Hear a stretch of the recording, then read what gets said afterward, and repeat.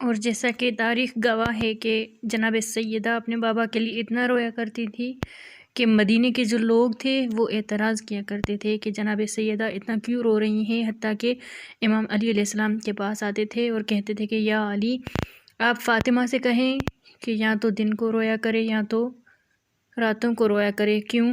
کیونکہ ہماری جو کام و کاج ہیں یا نیند ہے اس میں خلل پیدا ہو رہا ہے۔ دیکھیں کہ یہ غربت ہے مولا علی علیہ السلام کی اور جناب فاطمہ الزہرا کی، کہ امام علی علیہ السلام نے گھر آ کے جناب سیدہ سے کہا، پھر کیا کہا کہ سیدہ آپ کے رونے پہ لوگ اعتراض کر رہے ہیں کیونکہ ان کے آرام میں خلل پیدا ہو رہا ہے۔ پھر مولا کائنات نے کیا کیا کہ بیت الحزن جناب سیدہ کے لیے بنایا، جو مدینے سے تھوڑا سا باہر تھا۔ صبح کو جناب سیدہ اپنے بچوں کو لیتی تھیں اور وہیں پہ جا کے جناب رسول خدا یعنی اپنے بابا کے لیے گریہ وزاری کیا کرتی تھیں۔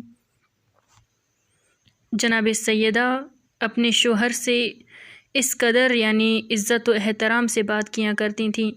تاریخ گواہ ہے، تاریخ میں بیان ہوا ہے کہ جناب سیدہ اپنے شوہر کا احترام بہت زیادہ کیا کرتی تھیں، حتیٰ کہ جناب امیر المؤمنین کے جو القاب ہیں، جو خوبصورت القاب ہیں، ان القاب سے پکارا کرتی تھیں۔ کبھی یا ابو الحسن کہہ کے پکارتی تھیں، کبھی یا کہہ کے پکارتی تھیں، یعنی اتنا زیادہ احترام کیا کرتی تھیں۔